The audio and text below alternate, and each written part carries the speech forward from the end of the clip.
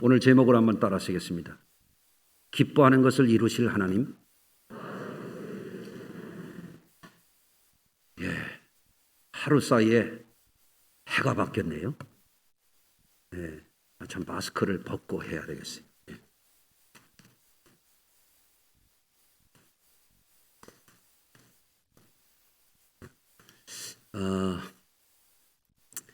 옆에 분들하고 한번 인사하시겠습니다. 새 은혜 충만 축복 많이 받으세요. 이렇게 인사하시겠습니다.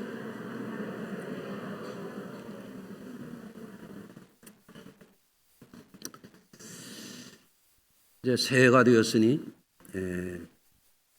새 소망으로 우리 성도님들 날마다 전진하시기를 간절히 바랍니다.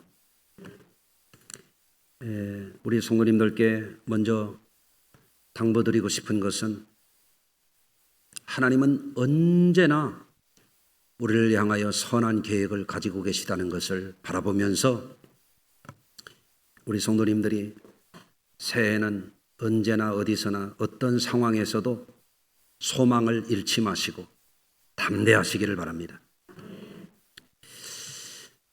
사람은 어떤 소망을 갖고 사느냐에 따라서 삶의 결과도 달라질 수가 있습니다.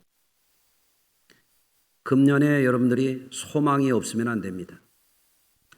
그저 향방 없이 허공을 치듯이 그렇게 살면 안 됩니다. 금년에는 이리 갈까 저리 갈까 이렇게 저렇게 이제 방황하고 살면 안 돼요. 우리 성도님들이 또렷한 새로운 소망을 갖고 오늘 이 말씀을 통해서 새 삶을 사시기를 바라겠습니다. 저는 우리 손흥민 선수를 좋아합니다. 여러분은 모르시겠지만 제가 아는 게 하나 있는데 오늘 저녁 11시에 손흥민 선수 경기가 있습니다. 손흥민 선수를 좋아하는 이유는 그가 크리스찬이기 때문이기도 하고 2021-22 프리미어 시즌에서 최다골을 넣고 골든 슈즈 상을 탔던 세계적인 선수가 되었어요. 그런데 그가 어떻게 그렇게 어마어마한 일을 아시아인으로서는 최초로 그런 일을 할 수가 있었는가? 초등학교 3학년 때에 손흥민 선수 아버지가 손흥민 선수에게 물었대요. 너 뭐 하고 싶니? 그랬더니 아빠, 저 축구 선수가 되고 싶어요. 그러냐? 이 손흥민 선수 아버지도 축구 선수 출신이에요. K리그에서도 뛰던 현역 선수였습니다. 그런데 부상을 입어가지고 28살에 선수의 꿈을 접고 조기 은퇴를 했어요. 안타까운 일이죠. 그런데 축구를 너무너무 좋아하던 이분인데 사랑하는 아들이 축구 선수가 되겠다고 하니까 그래, 내가 너를 밀어주겠다. 그래가지고 손흥민 선수도 축구 선수에 대한 꿈을 갖고 이 아버지도 우리 아들을 세계적인 선수가 되도록 만들어야 되겠다. 이 꿈을 가졌단 말이에요. 그래서 눈이 오나 비가 오나 바람이 부나 이 아들을 데리고 국민학교 초등학교 3학년 때부터 이 고등학교 들어갈 때까지 날마다 훈련을 시켰어요. 이 아버지가. 기본기 훈련을 시킨 거예요. 그래서 달리기를 하고 근육 운동을 하고 그저 공 차는 훈련을 하고 슈팅 연습만 하루에 1000번씩 했다는 거예요. 별로 안 놀라시네요. 여러분들은 2000번씩 하시는지. 대단한 일이거든요. 근데 이 어린아이가 아버지가 원하는 것 이상으로 열심을 하더라는 거예요. 왜 그랬을까요? 꿈이 있으니까. 이 아버지도 이 아들을 아주 뛰어난 선수로 만들어야 되겠다는 꿈이 있는 거예요. 자기가 선수 될 게 아니거든요. 이미 은퇴한 선수니까. 아들이 연습할 때 똑같이 훈련했다. 달리면 같이 달리고, 근육 운동하면 근육 운동하고, 공 차면 같이 차고 그랬다는 거예요. 그 손흥민 선수의 아버지에 대한 이야기를 제가 이렇게 보면서 제가 눈물을 흘렸어요. 야, 진짜 아버지네. 너무너무 훌륭한 아버지구나. 그 아들도 훌륭하더라고요. 아버지가 하라는 대로 순종해. 얼마나 훌륭합니까? 네. 그래서 결국에는 어마어마한 성공을 이룬 세계적인 선수가 됐죠. 우리나라에서 그래도 세계적인 이름을 가진 게 차범근 선수, 박지성 선수, 그리고 손흥민 선수가 됐죠. 그 중에 단연코 신기록을 만들어낸 게 손흥민 선수입니다. 여러분, 하나님은 우리의 삶을 어떻게 만들어 가시느냐? 사람을 꿈꿀 수 있는 존재로 만드셨어요. 그리고 하나님은 그 백성을 축복하실 때에 반드시 선지자들을 통해서, 하나님의 종들을 통해서 그 백성들에게 꿈을 갖게 하시고 그것을 이루게 하심으로써 하나님의 백성들을 축복하신 것입니다. 여러분, 그렇기 때문에 금년에 여러분들이 꿈이 없이 하루하루 허송세월한다면 인생을 낭비하는 거예요. 금년 연말까지 안 가봐도 뻔해요. 그런 삶은. 사랑하는 성도 여러분, 새해 첫날 첫 주일에 저와 여러분들은 반드시 꿈이 있는 백성이 되어야 할 줄로 믿습니다. 그런데 우리가 꿈을 가질 수 있는 근거가 있어요. 막연한 바람을 가는 것이 아닙니다. 이리 갈까 저리 갈까, 차라리 돌아갈까, 안개 낀 장충단공원, 정처 없이 걷는 발걸음, 그런 인생이 우리는 아니거든요. 우리는 근거가 있거든요. 기독교 신앙이 위대한 것은 우리는 막연하게 비나이다 비나이다 하는 그런 미신이 아니에요. 분명한 하나님의 약속의 말씀이 있는 거예요. 우리가 소망을 가질 수 있는 근거가 뭐냐? 너무너무 좋은 하나님이 우리 하나님 아버지시라는 사실이에요. 네. 오늘 본문 3절에 보면 이렇게 되어 있습니다. 야곱의 집이요, 이스라엘 집에 남은 모든 자요.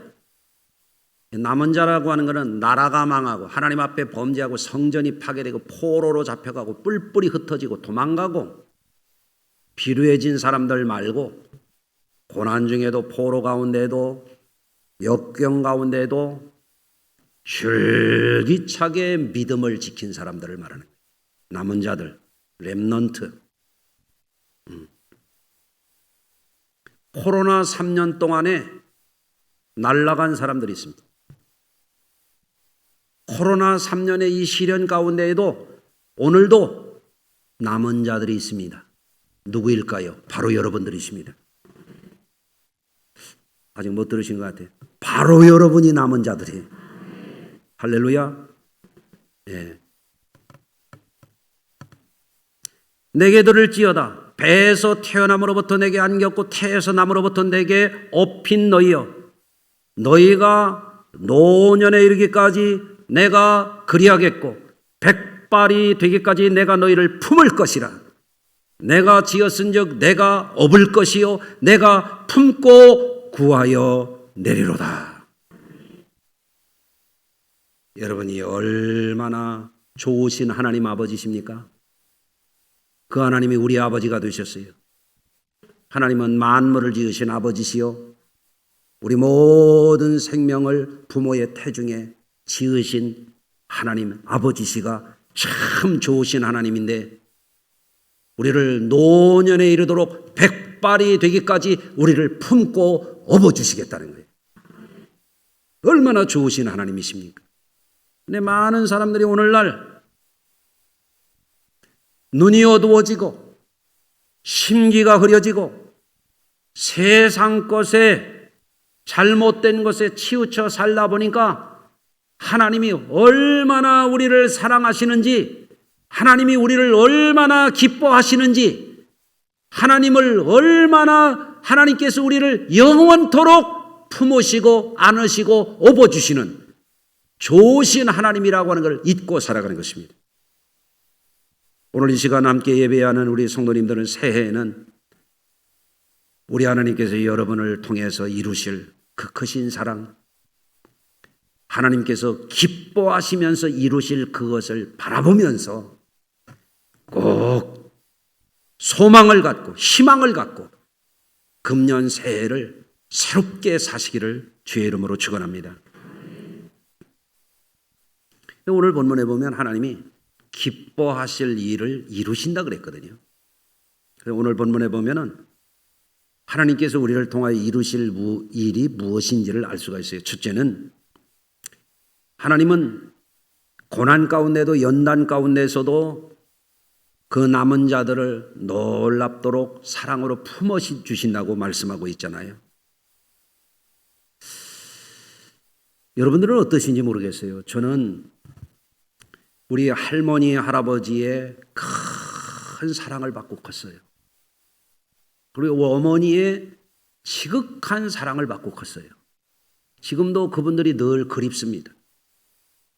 그런데 저에게는 별로 좋지 않은 기억이 있어요. 아버지의 사랑을 받은 기억이 없어.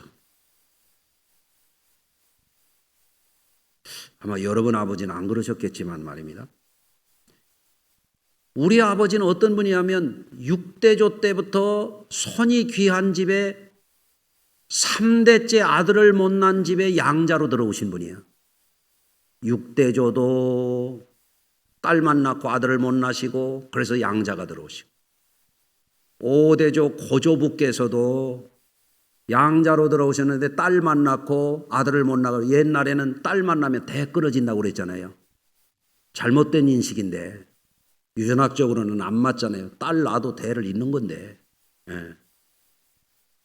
우리 증조부께서 양자를 들어오셨는데도 딸만 낳으신 거예요. 3대째.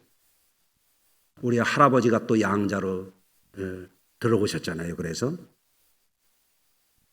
우리 할머니가 위대하셔. 아들 셋에 딸 하나를 낳으셨어요. 그 중에 첫째가 누구냐? 우리 아버지시여. 우리 시골집이 부자였습니다. 충청도 청양에서 땅만 2만 평이 넘었으니까 동네 좋은 땅은 거의 우리 땅이었다고 보면 되죠. 네. 그런데 우리 아버지는 그 시골에서도 손에 흙을 안 묻히고 크셨대요. 독선생을 모셔다 놓고 글만 읽고 너무너무 귀한 사랑만 받고 이렇게 큰 거예요. 3대째 양자 들어온 집의 첫째 아들이니까요. 그래서 우리 아버지는요, 당신만 귀한 줄 알아요. 맛있는 거 있으면 먹어보라고 안 해. 혼자 드셔.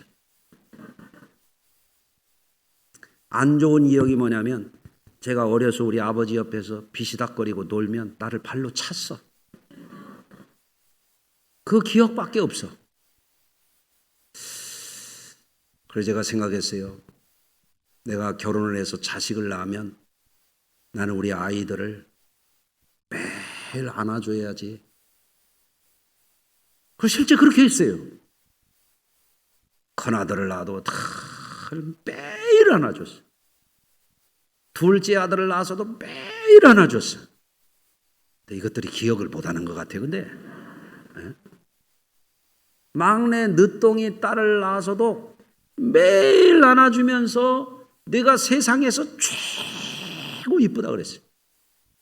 어느 날은 그러더라고. 이 막내가 아빠 거짓말이지. 지가 객관적으로 보니까 아니었던 모양이지. 아버지 눈에는 자식이 이쁘지 않습니까?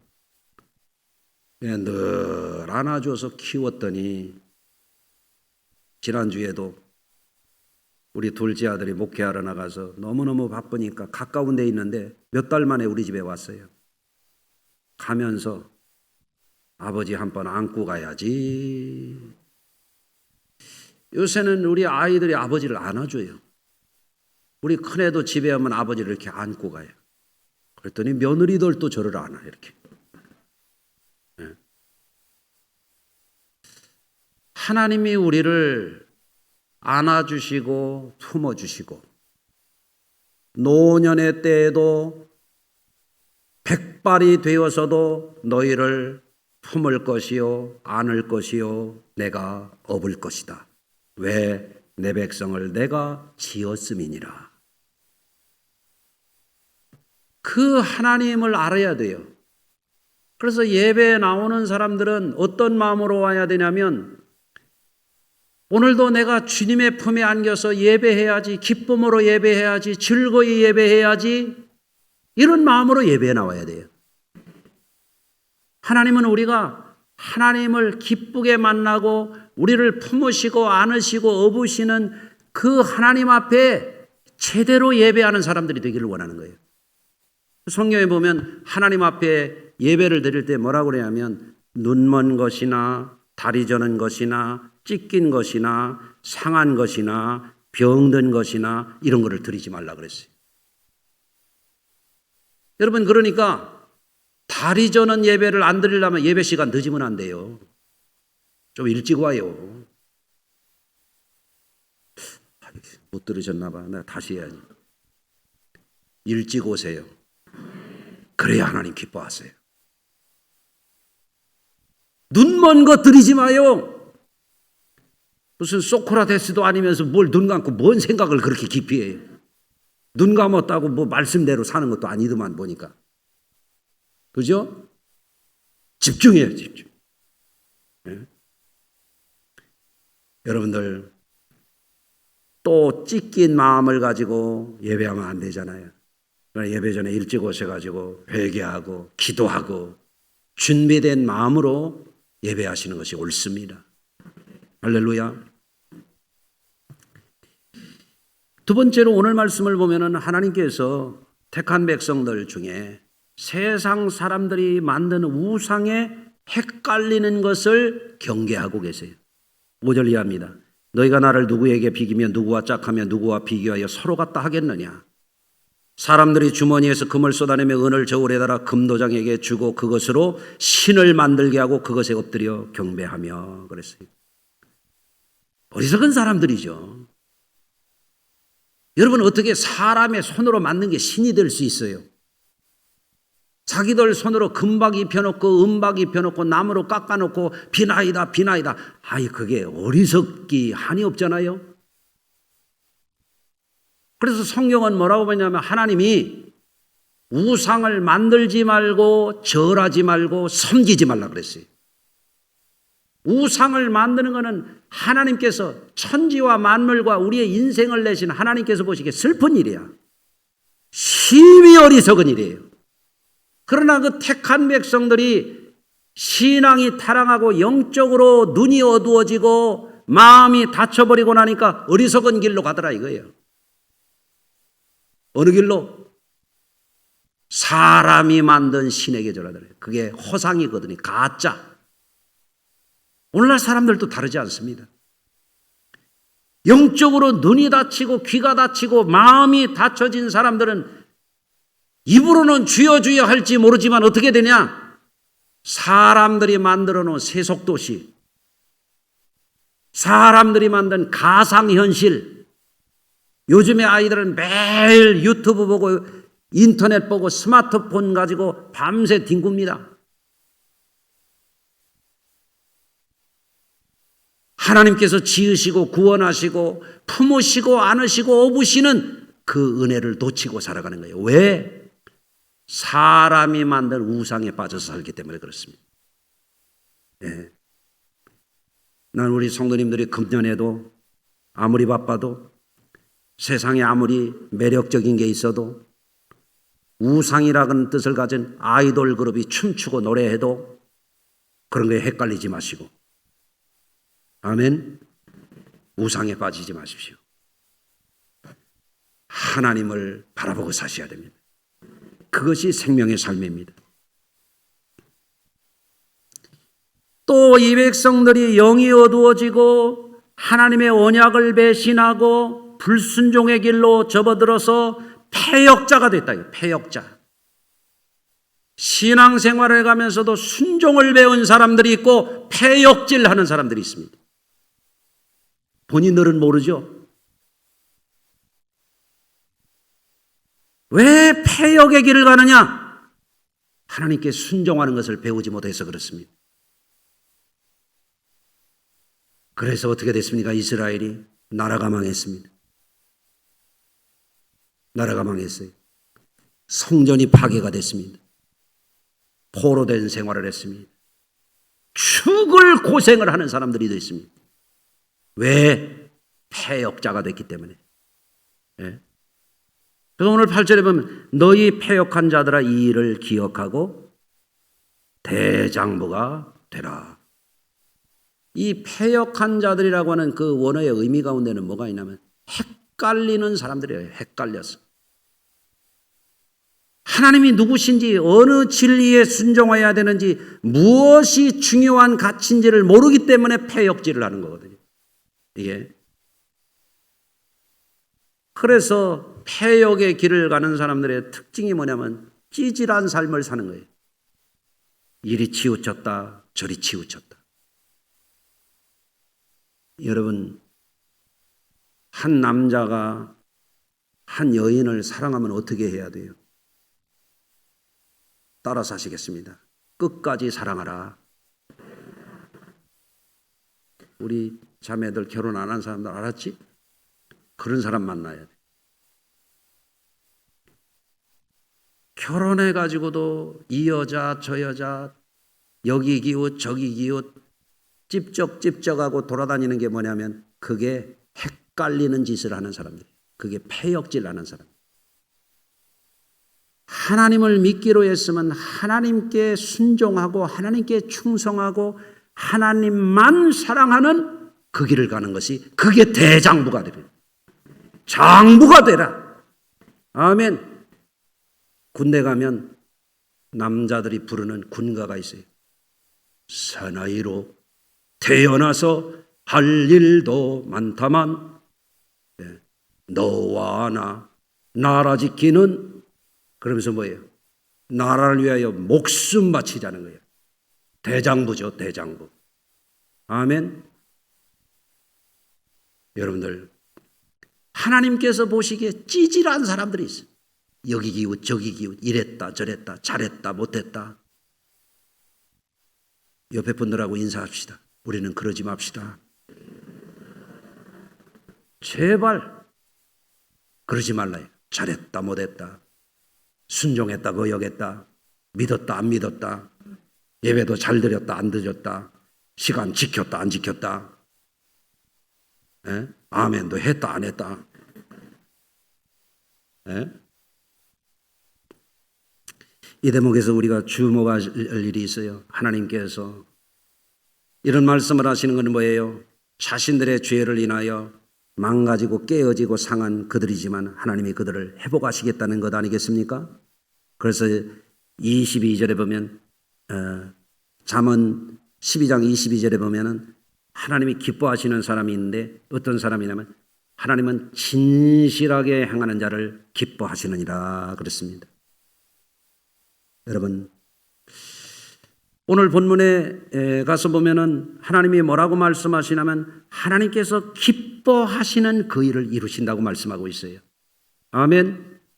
하나님이 기뻐하실 그 일, 하나님이 기뻐하시는 그 일은 결코 시시한 게 아니거든요. 하나님이 믿음을 회복하고 남은 자들 하나님의 그 큰 사랑을 의지하여 산 소망으로 사는 사람들에게는 크게 기뻐하실 그 일을 그들에게 이루어 주신다는 거거든요. 그것이 우리의 소망의 근거가 되는 거죠. 그러면 우리가 하나님이 기뻐하시는 일을 우리에게 이루려면 어떻게 살아야 되느냐? 따라서 하시겠습니다. 하나님을 기쁘시게 하면 하나님께서 기뻐하실 일을 우리에게 이루시리로다. 아멘. 네. 여러분 장사를 잘하는 분들이 비결이 있어요. 알려드릴까요 말까요? 장사를 잘하는 분들의 비결, 이런 거 그냥 알려드리면 안 되는데 알려드릴게요. 고객을 기쁘게 하는 사람들이 장사를 잘하게 되는 거예요. 네. 여러분들 한번 생각을 해보세요. 여러분 가운데 친구가 있습니까? 친한 친구가 있습니까? 없습니까? 친구가 없으면 불행하지, 외롭지, 슬프지요. 그럼 왜 친구가 없는지 알려드릴게요. 친구를 기쁘게 할 줄 모르기 때문에 자기만 기쁘게 하려고 하다 보니까 친구가 다 떨어지는 거예요. 그러고서 이렇게 외로워 못 살겠어요.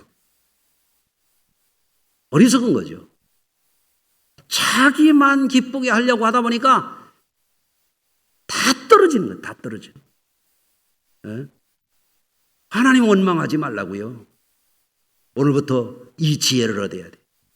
기쁘게 해야 친구도 생기는 거예요. 하나님이 우리에게 새해의 꿈을 주시고 놀라운 비전을 주시고 더 좋은 삶으로 우리를 이끌어 주실 것이 확실한데 어떻게 해야 그 기뻐하시는 일을 우리에게 이루실 것인가? 하나님을 기쁘시게 하는 자들이 되기를 힘쓰시기를 바랍니다. 네. 그래서 먼저 중요한 것은 뭐냐면 로마서 12장 1절입니다. 너희 몸을 하나님이 기뻐하시는 거룩한 산 제사로 드리라. 예배를 그냥 왔다 갔다 하는 게 하나님을 기쁘시게 하는 게 아니에요. 준비된 예배로, 하나님이 기뻐 받으실 예배로 하나님이 기뻐하시도록 예배를 드려야 돼요. 그런 분들이 은혜를 받고 축복을 받는 거예요. 또 너희는 이 세대를 본받지 말고 오직 마음을 새롭게 함으로 변화를 받아 하나님의 선하시고 기뻐하시고 온전하신 뜻이 무엇인지 분별하도록 하라. 하나님이 기뻐하는 게 뭔가? 내 뜻대로 하는 게 하나님 기뻐하시는 것 일인가? 하나님의 뜻을 분별해서 그것을 하는 일이 하나님을 기쁘시게 하는 일인가? 그거를 분별하고 살아라는 거죠. 또 오직 선행과 서로 나누어 주기를 잊지 말라. 하나님은 이 같은 제사를 기뻐하시느니라. 오늘부터 이제 목장 예배를 드리고 목장 미션으로 모임을 첫날 갖는 것이 오늘의 미션인데 이거를 하실 텐데요. 목장 잘 될 거예요. 행복한 모임이 될 겁니다. 어떻게 하면 됩니까? 선을 행하고 나눠주기를 좋아하란 말이에요. 이 같은 제사를 하나님이 기뻐하시느니라. 그러면 우리 성도님들이 목장으로 모일 때 대그룹으로 예배할 때 받는 은혜하고 또 다른 은혜가 거기에 부어지는 거예요. 아마 제가 단언하건대 호호하하 깔깔깔 재미난 일들이 목장 안에서 많이 일어날 줄로 믿습니다. 어떻게 하면 서로 선을 행하고 나눠주기를 좋아하라 이거예요. 어떤 사람은 챙겨가기 바빠. 이걸 뭐 추접스럽게 그러냐고 그래. 네? 나눠주기를 좋아하시길 바랍니다. 금년에 행복한 가정이 되기를 원하시죠? 알려드릴게요. 간단해요. 자기만 기쁘게 해달라고 하는 가정은 늘 슬픔과 근심과 어둠의 먹구름이 길 거예요. 근데 지혜로운 사람, 살림을 잘하는 사람은 어떻게 하든지 가족을 기쁘게 하는 거예요. 가족을 기쁘게 하는 사람은 행복한 가정을 누리게 되는 것입니다. 여러분, 좋은 교회가 어디 따로 있는 줄 아십니까? 여러분 교회에 와서 어떻게 하면 여러분이 기쁘게 교회 생활하는지 알려드릴게요. 교회에 와서 기쁘게 만드시길 바랍니다. 어떤 사람은 담임 목사 속을 바글바글 썩여가면서 자기가 잘하는 줄 알아요. 머리가 나빠도 너무 나빠. 담임 목사가 기쁘게 신명나게 일을 해야 교회가 부흥할 거 아니에요. 예? 여러분 하나님을 기쁘시게 하면 하나님은 더 큰 것을 우리에게 주시려고 기뻐하실 그 일을 이루시리라. 오늘 본문에 말씀하고 있는 것입니다. 사랑하는 성도 여러분, 새해는 좋은 해가 될 겁니다. 여러분 기뻐하시길 바라고 행복하시기를 바라고 틀림없이 좋으신 하나님이 노년의 때에도 백발이 되어도 우리를 품을 것이요 안을 것이요 업을 것이라 했으니 여러분 가운데 하나님의 놀라운 은혜와 사랑과 축복이 지난해 경험해 보지 못했던 행복과 은혜가 2023년도에 날마다 달마다 넘쳐나게 되시기를 주의 이름으로 축원합니다. 기도합니다. 하나님 아버지, 오늘도 하나님께서 우리와 함께 하셔서 거룩한 공동체로 성찬을 받게 하시고 거룩한 말씀을 받게 하시오니 감사합니다. 새해를 살게 하심은 하나님께서 우리를 통하여 기뻐하실 그 일을 이루시고자 하는 계획이 있으심을 믿사오니 좋으신 하나님, 좋은 계획을 가지신 하나님, 그 하나님을 분명하게 바라보게 하시고 금년에 흐린 마음으로 살지 않게 하시고 영안이 밝아지게 하시고 오늘 이 말씀 들을 귀가 열리게 하시고 깨닫는 마음을 주시고 변화된 삶을 통하여 하나님을 기쁘시게 하는 자들에게 주시는 형용할 수 없는 행복이 우리 성도들의 것이 되고 우리 교회 공동체가 새로워지게 하여 주시옵기를 예수 그리스도 존귀하신 이름으로 축복하며 기도하나이다. 아멘.